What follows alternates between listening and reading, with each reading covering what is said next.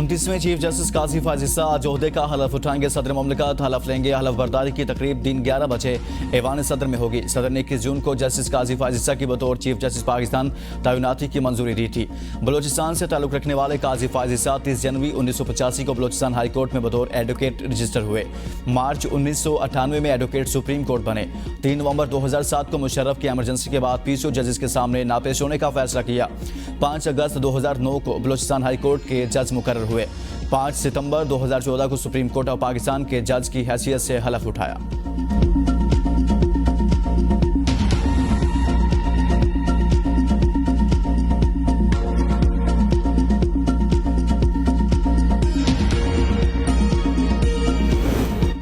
सरहदी खतरात के बावजूद इलेक्शन इल्तवा का इम्कान दिखाई नहीं दे रहा। निगरान वज़ीर-ए-आज़म ने अमरीकी नशरियाती इदारे को दिए गए इंटरव्यू में कहा, अगरचे पाकिस्तान को मगरबी और मशरकी महाज पर खतरात का सामना है, लेकिन बेअक वक्त सरहदी खतरात पर भी काबू पा लेंगे और इंतखाबी अमल भी बिला रुकावट मुकम्मल करवा लेंगे।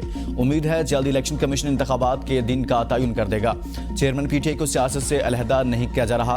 अदालतों में केसेस कानून के मुताबिक हैं। निगरान हुकूमत पर GHQ के सिविलियन चेहरा जैसे इल्जामात नए नहीं। ये इल्ज़ाम पीटीआई पर भी लगे जब इन्हें सिलेक्टेड कहा गया।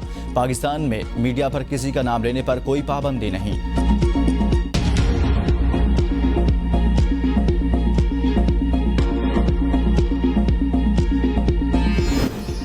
नवाज शरीफ के इलेक्शन में हिस्सा लेने में कानूनी रुकावट हाल नहीं। सागदार ने कहा कि 62(1)F का कानून पार्लियामेंट पास कर चुकी, सदर मंजूरी दे चुके। नवाज शरीफ, जहांगीर तरीन और दीगर अफराद इस कानून से मुस्तफीद हुए।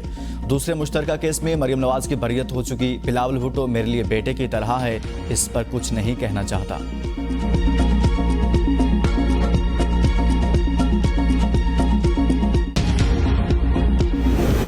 साबिक अपोजिशन लीडर राजा रियाज नून लीग में शामिल। लंदन में नवाज शरीफ से मुलाकात के बाद मीडिया से गुफ्तगू में राजा रियाज ने कहा, मैंने इलेक्शन के लिए 15 फरवरी की तारीख दी थी, इससे हफ्ता पहले इलाहाबाद में इलेक्शन हो जाएंगे।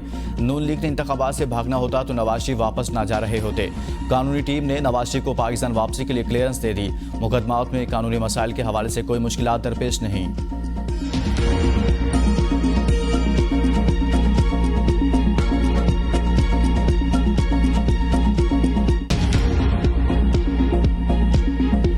पाकिस्तान के लिए बुरी खबर, फास्ट बॉलर नसीम शाह के वर्ल्ड कप से बाहर होने का खदशा। नसीम शाह भारत के खिलाफ मैच में दाएं कंधे की इंजरी का शिकार हुए।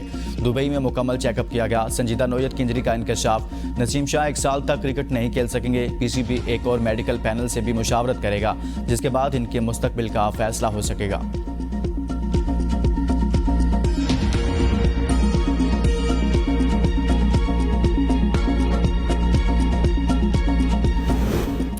कौमी क्रिकेट टीम के खिलाड़ी सिर्फ एक गैर मुल्की लीग खेल सकेंगे। ज़कात अशरफ ने 2 लीग से ज़ायद खेलने पर पाबंदी लगा दी।